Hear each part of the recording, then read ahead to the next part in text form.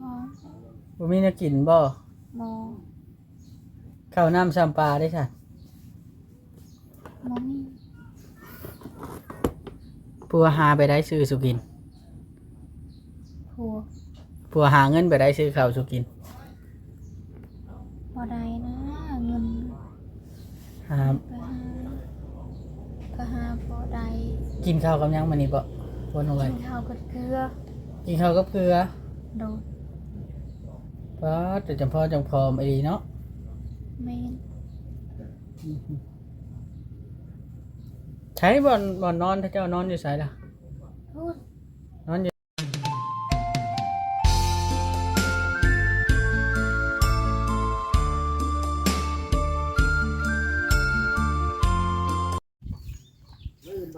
เปิดภาพขึ้นมาก็อยู่ที่บ้านน้องลอยพี่น้องเนาะน้องลอยผัว50 ปีน้องลอยแม่นบ่ป่าจ่อยผัวละ50 ปีบัดเล่าเด้12อ๋อเอาผัวใจยังน้อยอีหลีเนาะเดี๋ยวค่อยจะขึ้นไปสอบถามเองเด้อจ้ะระวังเด้อคือเฮือนเราอย่ามันลบแต่เฮือนเราบ่นี่สภาพเฮือนเราคือแบบนี้นี่จ้ะเนาะก่อนอื่นทักทายสบายดีกันเด้อพี่น้องเนาะเบาลิก็อยู่ที่อันเฮือนของน้องลอยหรือนางลอยพี่น้องเนาะที่เฮือนจะล่มทับอันนี้พี่น้องแต่ผัวแล้วนะ50 ปีเบาลิน่ะเคยเห็นแต่ในคลิปบ่าวจ้อยชาแนลเนาะก็เลยให้บ่าวจ้อยพามาเนี่ยแต่ก็เลยไปเอาขนมกับผู้บาอยู่วัดอันแกงกอกไก่มาเลยน้อยหนึ่งพี่น้องเนาะไอ้บอสแล้วเอาขนมครูบามาให้หน่อยเด้อแล้วเอาขนมครูบามาให้เพื่อนหน่อยเด้อนี่เอาเดี๋ยวเบาลิสิขออนุญาตขึ้นก่อนขออนุญาตขึ้นหน่อยเด้อเราก็ต้องถอดเกิบได้พี่น้องเอ้ยเรือนชานเพิ่นการให้เกียรติโอ้ติดสิฮักเลยนักดาสาหัสติดนะพี่น้องสบายดีเด้อสวัสดีผัวไปใส่เนาะผัวไปแล้วไปเฮ็ดเวียกบ่คนน้อยลูกจะบ่ลูกค่อยผู้นั้นน่ะจักปีแล้ว3ผู้นั้นน่ะ3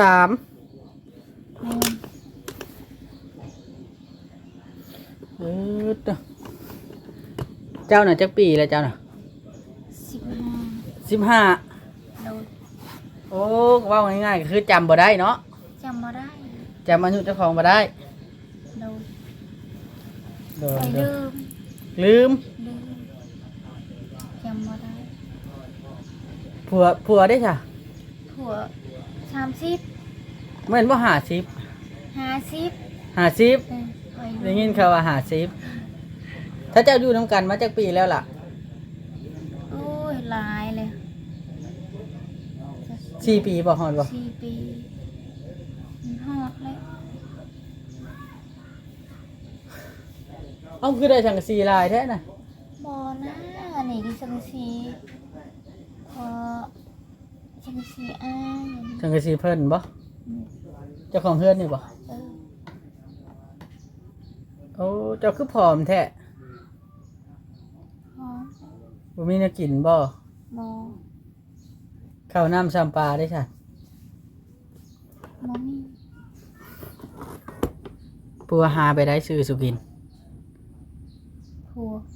ผัวหาเงินไปได้ซื้อข้าวสุกินบ่ได้นะเงินก็หาบ่ได้กินข้าวกับหยังมื้อนี้บ่วนเอาไว้กินข้าวกับเกลือกินข้าวกับเกลือโดดป้าแต่จำพ่อจังพร้อมไอ้ดีเนาะแม่นใช้บ่อนนอนถ้าเจ้านอนอยู่ไสล่ะพูดนอนอยู่ไหนบ่อยู่ในญี่ปุ่นให้ขอถ่ายเอาได้บ่ถ่ายแล้วให้ขออนุญาตเด้อโดยหรือว่าเด้อโดยเด้อวันนี้เด้อโดยขออนุญาตพี่น้องเนาะขออนุญาตน้องเพิ่นแล้วทีดังไฟอันนี้ก่อนนอนเพิ่นโอ้ ห้องน้อยๆพี่น้องเอ้ยหั่นน่ะ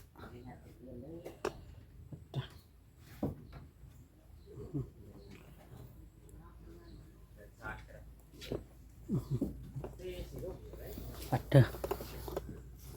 ลูกกกบ่ผู้นี่ โอ้ ลูกกก3 ปีเอาพี่ว่าเจ้า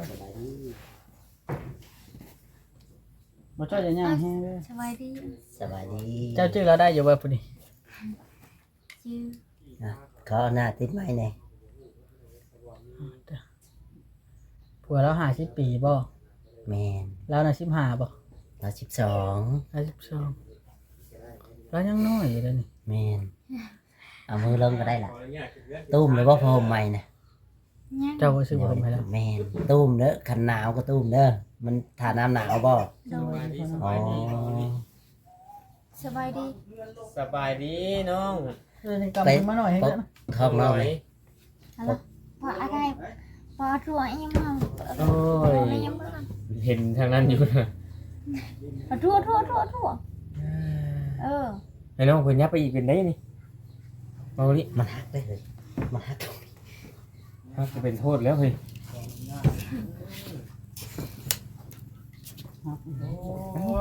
เดี๋ยวจะทำให้เขาอย่ามา เฮ้ย ทำวะ ยังฮัก ง่ายดีมาเอาดิ น้องละติดไม้อันนี้ แล้วอัน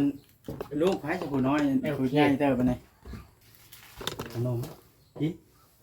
อันนี้แม่เจ้าจะกินยันพริกกำอันนี้พ่อแม่นะลูกเจ้าพ่อผู้นั้นกันนะ โดย เจ้าได้ลูกจักปีเดี๋ยวนี้ 12 12 ปี 2 ปี เดี๋ยวนี้ได้30 ปีแล้ว15 เดี๋ยวนี้จะปีน้อง 10 15 ปี ลูกจักปีแล้วผู้ใหญ่นะ พ่อใหญ่ แม่น 13 ผู้ใหญ่นะ3 ปี อ๋อ ก็ออกไปเรื่อยๆแล้ว เราจำบ่แล้วก็ได้ ถ้าเจ้าเข้าใจบอลนี้ ที่แล้วว่าอันนั้นน่ะ ลูกแล้วน่ะ3 ปีเราได้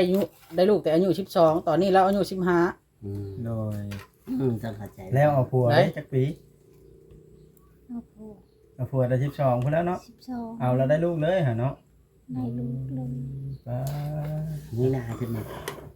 เลี้ยวบังเก่า เป็นอะไรคือเฮ็ดอะไรจังได้พ่อกันกับผัวนั่นล่ะ ไปดองนี่แหละ ไปดองแล้วพ่อกัน พอกัน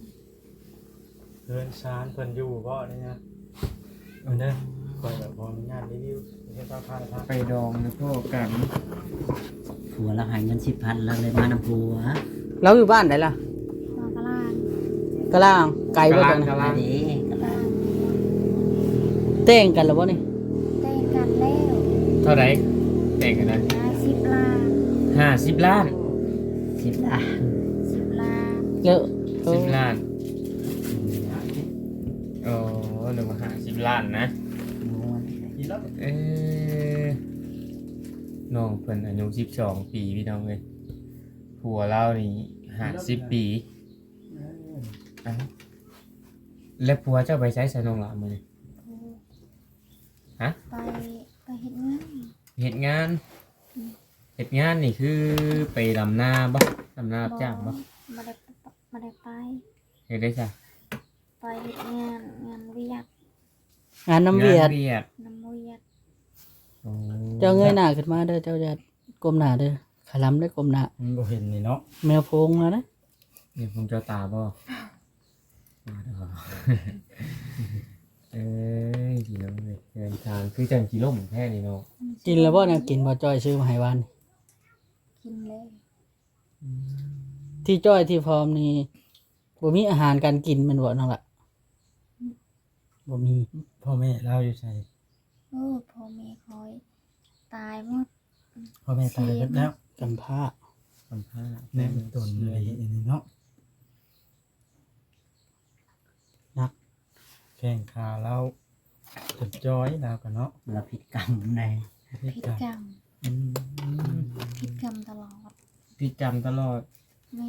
โอ้ ธรรมดาแล้วกินไปมั่วซั่วแล้วคนบ่มีกินให้พ่อแพทย์ แม่น ชนหลายกินหยังชนหลาย เชื่อหลายกินกระเตง ชนหลายกินแตง อึ้งว่าพอลูกแพทย์เจ้า อืม พอมาเห็นมีทิ้งอึ้งให้ กินแล้วบ่หมูเจ้ากินได้บ่หมูนะ จะกินบ่ได้ กิน พู กิ ด นเนี่ย แล้วกิน กินหยังแน่ได้น้องล่ะเจ้ากินได้นี่ ปลา ปลา ปลาคอกินได้ ปลาคอก็กินได้หมักแตงกินได้ แมน แต่ก็มีอย่างอีกแน่ เท่านั้นแหละ ช่องแนวนี่ สองนิ้ว แต่ละจ้อย แล้วมื้อนี้กินข้าวกับหยังซะมื้อนี้ เจ้าจะไปนั่งโค้งกันเจ้าไปขอร้อง กินเกลือ จะบังคางไง เออ ยังล้มเบาๆเลย กินข้าวกับเกลือแล้วอ่ะ เกลือ เกือบตกก่อน หวาน ระมัดระวังแล้วบ่แผ่นแล้ว เกือบ นั่งโค้งกันเราได้นะ แม่นโอ้ฮักเด้เขาก็นั่งรวมกันนี่ ถามพระเพชร ตัวเนาะโอ้ใจเลยกิน กินข้าวกับเกลือแล้วอ่ะ เกลือแต่ละมื้อนี่ก็กิน แต่ละมื้อนี่กินข้าวเกลือ ก็เกลือซุมื้อนะ คือ พอแล้วจังจอยผอมอันนี้เนาะตัวพี่น้องเอ้ยเบิ่งแนแขนขาน้องเพิ่นนะ อยากข้าวน้ำเกลืออยู่บ่ล่ะ เป็นแต่ทุต้นเราได้ เคยกินเลย บ่อยากข้าวน้ำเกลืออยู่วะน้ำอย่างนะสโลมน่ะ สโลม สลง อยากข้าวบ่ มันมีเงิน บ่ถ้าว่ามีนี่อยากข้าวบ่ อยากเข้า เพิ่นมาข้าวให้อยู่พี่ได้บ่ ได้ ได้ คืออยู่บ้านนี่มีแพทย์แบบว่าหมอกระเป๋าแบบว่าเพิ่นหาเลาะใส่ให้คนอยู่บ่ หมอบ่เห็น บ่เคยเห็น ต้องไปใช้อยู่ไสนี่ ไม่ใช่พูด สุขสลา พิชลาพูด เอา ทุกจะลาคำแปลงผมบอก แม่น คำปะเนบ่คือตาแล้วไม่ใช่ ทุ ใช่ กปะแหน คำปะเน อ๋อคำปะเน ทุกกายมาเด็ก ถ้าไปนอนพุ่นได้บ่ไปนอนใส่อยู่พุ่น บ่ได้ถาฟูแล้ว เอาไปกับผัวได้บ่ ได้ อ๋อ ลูก ไปแบบไหนน่ะ มดถามเพิ่นให้มาถามนะ หนัก นั่นแหละจะว่าไป พอสม แบบไหน ควร น่ะมีรถบ่ บ่มีรถบ่มีลา ไก่นี่เขาก็ให้ เอ้าแล้วเขาน้ำจำป่าได้ใช่น้องเฮ็ดจะได้นี่ น้ำนี้ประตัดเอา น้ำตักอยู่ใส พูด กินน้ำสร้าง กินน้ำชา เข้าได้ใช่ถ้าเจ้าเฮ็ดนาเฮ็ดนาอยู่บ่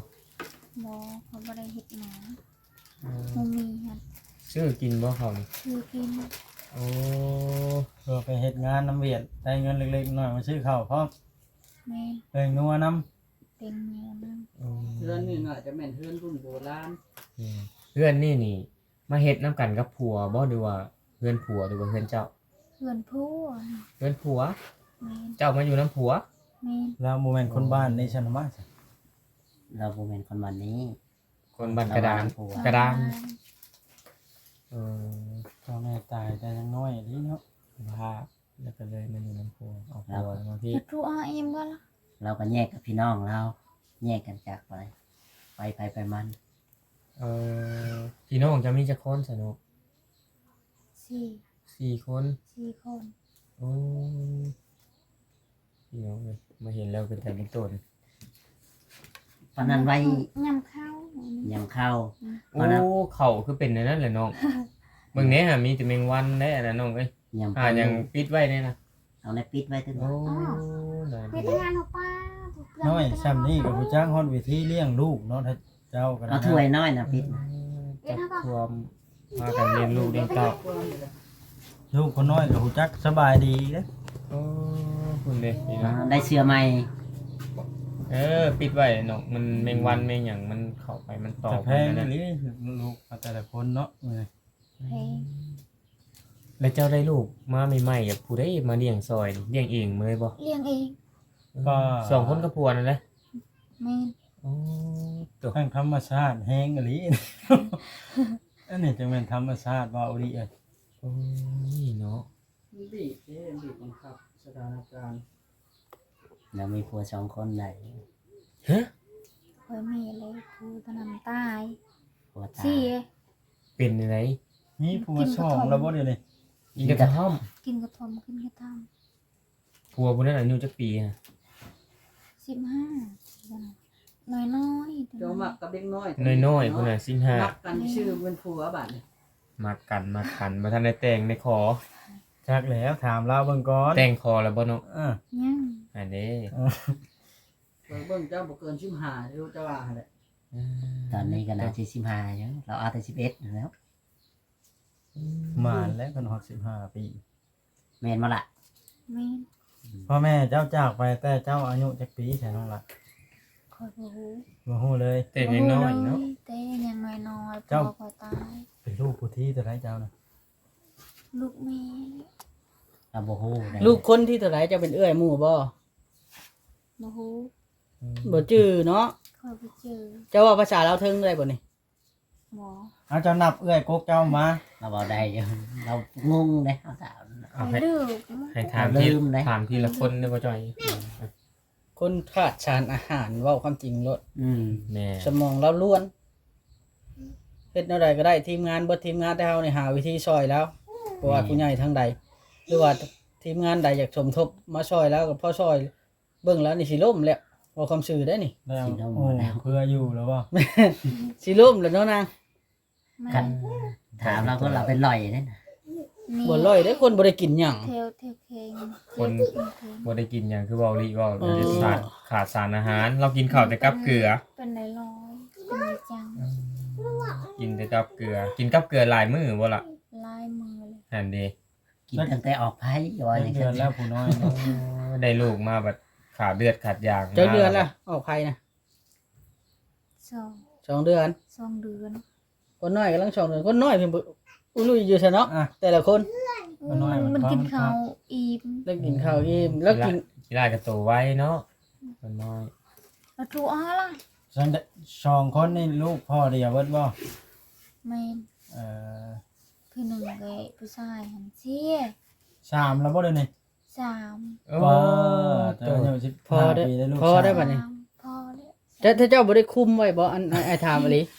บ่เขาบ่ได้กลุ่ม คุมเด้อบัดนี้ ยอมเลยผม แม่ ให้ น ไอ้ขอให้แต่เจ้าคุมซะ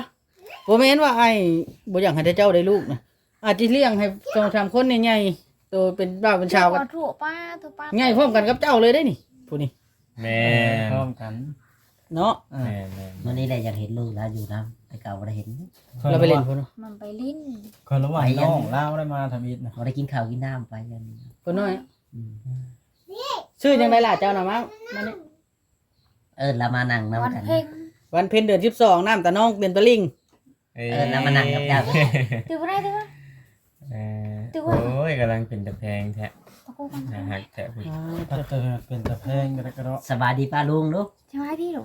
มาดิมาดิเอ้ย ปอกขนมให้น้องอีแน่โอ้ บ่เอาลิ ปอกบ่ได้เป็น แก้ขนมให้น้องเนาะฮะ กินบ่ล่ะ น่าได้ชื่อใหม่ แกะแล้ว ที่ว่าจะชื่อมา อิ่มไหม อิ่มเลย นี่ล่ะอิ่มแล้ว แห่ น้อง อ่าเต่าเรื่องแล้วพอลูกฮะ มาเห็นชีวิตแล้วนะอึ้งเลยพี่น้องเลย จะกินข้าวบ่ มันอยากมันมีของกิน อยากก็บ่มีของกิน มันกินมีอะไร จะเฮ็ดจุดกินอยู่ว่าลูก เมื่อแต่ว่าชิ้นแห้งจ้ะ ยัง อันนี้ก็ตีให้ กิน ลูก ข้าวแล้ว เรากินข้าวแล้ว ไหม อย่าก้มเงยเงยหน้ากันเงยหน้า เงิน ให้เบิ่งหน้าพอลูกแพทย์ตลอดนะ ข่อยฮู้อยู่อันลูกแล้วนี่อาจจะได้กินอยู่กินแบบว่าเราบ่ขาดทานอาหารมื้อกระตนกระโตแล้วก็ขี้ร้ายอยู่ แตกต่างกัน แต่แม่แล้วนี่นี่หยังก็ให้แต่ลูกกินเบิดนะว่าง่ายๆซะแบบนกนี่ แม่น แพงลูกแล้วให้แต่ลูก แล้วสิคาร่ำแน่แม่นี่เนาะคาร่ำแน่แล้วก็มีแนวนั้นบัดให้ลูกกิน แพงแห้งบนลูกนี่นะ เพลง รู้จักแพงลูกเนาะ อ๋อ คนน้อยๆนี่ก็ได้เออ น้องลอยว่าจ้านะ แม่น น้องลอย เออ มาซื้อคือกันแท้เนาะมัน คือกันกับน้องลอยป่ะ แม่น คือน้องลอยแท้เนาะ อ่า อย่างนี้ต้องหาวิธีช่วย แม่น คนน้องแฟดเอง เรากินแต่เกลือของมือเขาเว้นกินกับข้าวเช้าแรง มันมีของกินแล้วอยากข้าวตลอด อยากเข้าตลอด ทิปเข่าเจ้าเบาะนะนะ แม่น โอ้เอามาไข่ให้อ้ายเบิ่งดูละขออนุญาตเด้อขอเบิ่งหน่อยเด้อ บัวไข่ก็ได้นะยอ โอ้ มา แต่ละมื้อนี่ แต่ เต็ม ละมื้อนี้ เต็มติ๊บนี่บ่ เต็มนี่แหละ หมดบ่ทานกิน บ่หมด น้องละ บ่หมด ดินดอนตอนหญ้านี่เป็นดินของไผ่แต่ เป็น เจ้า ดิน อยู่ ของไผ่ดิน ไม่ใช่ นี่แหละดินที่เราอยู่นี่ อันนี้ได้ แม่นของไผ่ ของพอเสริมเนี่ย โมเมนของผัวเจ้าบ่ บ่มีเพื่อขอยบ่มีดินบ่มีเฮือน แสดงว่าดินที่เจ้าอยู่นี่เป็นของกระเจ้าอยู่ เป็นของเขาหมด ของเขาหมด อ๋อขอยอยากมาถามผัวเจ้าว่าดินนี่เป็นของไผ่ อ้าวเพื่อขอยไป เรามาบ่ผมเจ้าสิทาบ่เจ้าสิทา จักโมงล่ะจักโมง คำพุ่นเละจริง มืดปุ๊ หมด จุมอ้ายก็บ่บ่นอนแล้ว เออ บ้านหยังนี่ล่ะจะฮู้บ่ บ้านบ้านตำพะ ทำพระ ตำพะ บ้าน เลย ทำพระเอา เป็นตาสงสารอะไรชีวิตเนาะพ่อแม่ก็บ่มี สังกะสีเนี่ยก็บ่แม่นของดาวแต่ของเขาก็ฝากไว้ ของเขา ของเขา ของเขา เพื่อนละทะลุ ไอ้ว่าของแท้เจ้าสิมามุงใหม่บ่แม่นเนาะ โมเมนต์ เราบ่ได้มีฉัน นี่เราเป็น ไผเอามาไปเห็นเพื่อนเซอยู่ยังเอามาไว้ จะมาจุ่มกันแท้เนอบัดน เวลานั้นเก็บกวดเฮือนเด้อล่ะเด้อเวลาแขกคนเขา เอาตรงๆเด้อพี่น้องเนาะหลังจากสิได้พังบทสัมภาษณ์เบาลีสรุปให้เลยว่าน่านักใจพี่น้องเอ้ยขอนี้หลอดก็บ่ได้อีกเบาลีก็ได้ไปช่องเบิ่งโอ้ยจะไปนั่งไหนบัดเลยขอร้องอย่าไปใกล้แฟนชั่นล่ะให้น้องเพิ่นลงมานั่งอยู่ล่างพี่เด้อวันนี้เด้อโอ้